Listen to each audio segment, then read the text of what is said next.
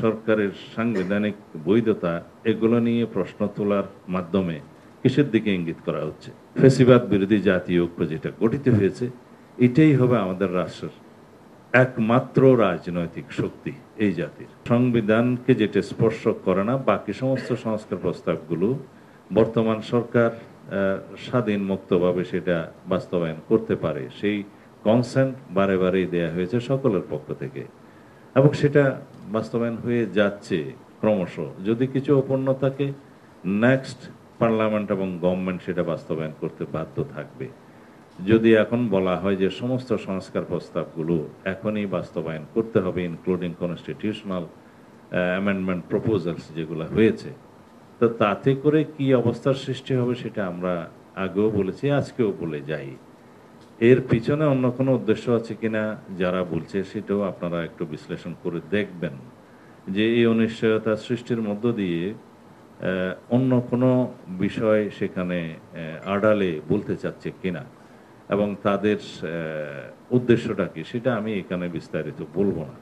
কারণ আমরা যখন আলোচনা শুরু করেছিলাম তখন এই প্রশ্ন আসেনি যে আমরা সংস্কার প্রস্তাবগুলোতে ঐক্যমত্য হলে সেটা জাতীয় প্রতিশ্রুতি হিসাবে উল্লেখিত থাকবে, সবাই অঙ্গীকার করবে, সেইটুকু এসেছিল। কিন্তু ওই প্রশ্নটা আসেনি যে ইমিডিয়েটলি সেটা সাংবিধানিক সংস্কার সহ সংশোধনী সহ এখনই বাস্তবায়ন করতে হবে, সেটা যে যে প্রক্রিয়ায়, বৈধ প্রক্রিয়ায় হোক। আমরা শুধু প্রপোজ করেছি, হ্যাঁ, সাংবিধানিক সংস্কারগুলো যদি এখনই কার্যকর করতে হয় তাহলে সেই রকম কোনো পন্থা আছে কিনা সেটা আপনারাই প্রস্তাব করুন। যদি সেই রকম কোনো আইনানুগ বৈধ পন্থা থাকে আমরা তার সাথে একমত হব।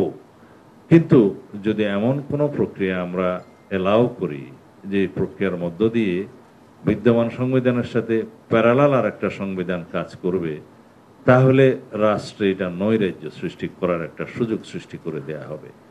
আমরা সেই কথাই বলছি। যারা বলছে আর্টিকেল 106 অনুসারে এই সরকার যে প্রতিষ্ঠিত হয়েছে সেটার মধ্যে কেউ কেউ বলছেন যে সাংবিধানিকতা আছে, আবার অসাংবিধানিকতাও আছে, এটার নাকি মাঝামাঝি অবস্থা কেউ একজন বলেছেন। কিন্তু আমি তার সাথে দ্বিমত পোষণ করি এই জন্য যে সাংবিধানিক প্রক্রিয়ার মধ্য দিয়েই রাষ্ট্র পরিচালিত হবে, সেই লক্ষ্যেই রাষ্ট্রপতি প্রধান বিচারপতির কাছে, সুপ্রিম কোর্ট অ্যাপিলেট ডিভিশনের কাছে রেফারেন্স পাঠিয়েছিলেন ওই সাংবিধানিক প্রক্রিয়া ফলো করে, এবং সেই সাংবিধানিক প্রক্রিয়া অনুসরণ করেই আপিল বিভাগ যথাযথ শুনানি দিয়ে রাষ্ট্রপতিকে সেই অ্যাডভাইসটা প্রদান করেছে। সেই অর্ডারগুলো আমাদের কাছে আছে, নিশ্চয়ই আপনাদের কাছেও আছে। সেই অ্যাডভাইস, যে অ্যাডভাইজারি রুল অনুসারে সুপ্রিম কোর্ট দিয়েছে, সেটা গ্রহণ করবেন কি করবেন না সেটা রাষ্ট্রপতির ইখতিয়ার। অনেকে বলেছেন অন্য একটা আলোচনা সবাই যে সেটার বাইন্ডিং কোনো বাধ্যবাধকতা নেই। হ্যাঁ, সেটা কার উপর নাই, সেটা রাষ্ট্রপতির উপর নাই। রাষ্ট্রপতি তো সেটা গ্রহণ করেছেন, সেই হিসাবে শপথ গ্রহণ করিয়েছেন। তো সুতরাং এই সরকার 100% লেজিটিমেট সরকার এবং কনস্টিটিউশনালি লেজিটিমেট সরকার, তার মধ্য দিয়ে উৎসরিত সমস্ত কিছু লেজিটিমেসি আছে।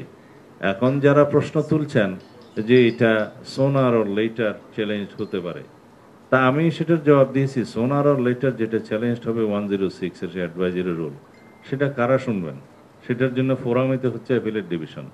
অ্যাপিলেট ডিভিশন যদি তাদের অ্যাডভাইজারি রুলটাকে আবার এটাকে উল্টাতে চান, সেটার জন্য আমরা অপেক্ষা করব। কিন্তু এখন আমরা এই প্রশ্ন উত্থাপন করলে আমরা রাষ্ট্রে এই সরকারকে ইললেজিটিমেসির দিকে নিয়ে যাব, যেটা রাষ্ট্রের স্টেবিলিটির জন্য কখনোই সুখকর হবে না, এবং সেই প্রশ্নও অবান্তর। যারা এই প্রশ্নগুলো বলছেন এবং বলছেন যে আর্টিকেল 57 আর্টিকেলস নাকি অ্যাব্রোগেটেড হয়ে গেছে, আপনারা খেয়াল করবেন না, শুধু 57 আর্টিকেল না, আর্টিকেলস মানে 57টা আর্টিকেলস নাকি অ্যাব্রোগেটেড হয়ে গেছে। তা আমরা তালিকা চেয়েছিলাম যে তালিকাটা যদি দেন আমরা দেখব সেটা অ্যাব্রোগেটেড হয়ে যায় কিনা। এখন রাষ্ট্রের সাংবিধানিক প্রক্রিয়া, সরকারের সাংবিধানিক বৈধতা, এগুলো নিয়ে প্রশ্ন তোলার মাধ্যমে কিসের দিকে ইঙ্গিত করা হচ্ছে? যদি আমরা স্টেবল একটা রাষ্ট্র চাই, আমাদের রাষ্ট্রটা 54 বছর হয়ে গেছে, সামনে যাতে অনাগত কাল ইনফিনিটিভ পিরিয়ড পর্যন্ত এই রাষ্ট্রটা বহাল থাকে, স্বাধীনতা থাকে, সেই জন্য আমাদের জাতীয় ঐক্য দরকার। সেই জাতীয় ঐক্য, জাতীয় প্রশ্নে আমাদের ঐক্য দরকার। আমরা পলিটিক্যাল প্রশ্নে, আদর্শগত প্রশ্নে মতভিন্নতা থাকবে, সেই জাতীয় ঐক্যটা সৃষ্টি করার একটা সুযোগ এই জুলাই গণ অভ্যুত্থান আমাদেরকে দিয়েছিল এবং আমরা সেটা গ্রহণ করেছি। ফ্যাসিবাদ বিরোধী জাতীয় ঐক্য যেটা গঠিত হয়েছে, এটাই হবে আমাদের রাষ্ট্রের একমাত্র রাজনৈতিক শক্তি এই জাতির, এবং সেই শক্তিটা আমরা সমুন্নত রাখতে হবে। আমাদের মধ্যে মতভেদ থাকলেও, আদর্শিক মতভেদ থাকলেও, রাজনৈতিক কৌশলগত মতভেদ থাকলেও, নির্বাচনিক ইস্যুভিত্তিক মতভেদ থাকলেও, কিন্তু আমরা যেন ফ্যাসিবাদ বিরোধী জাতীয় ঐক্যটাকে ধরে রাখি, এখানে যেন আমরা মতানৈক্য না আনি। এখন যারা বলছেন যে ঈশান কোণে মেঘ দেখছে, বা দুই একটি রাজনৈতিক দল বিভিন্ন রকমের বক্তব্য দিয়ে তাদের রাজনৈতিক অবস্থান বা সুবিধা আদায়ের বা যে কোনো রকম হয়তো তাদের উদ্দেশ্য সাধনের চেষ্টা করছে, সেটাকে আমি বক্তব্য হিসেবে স্বাগত জানাই। ডেমোক্রেটিক রাইট হিসেবে তাদের সেটা আছে, সেটাকেও স্বাগত জানাই।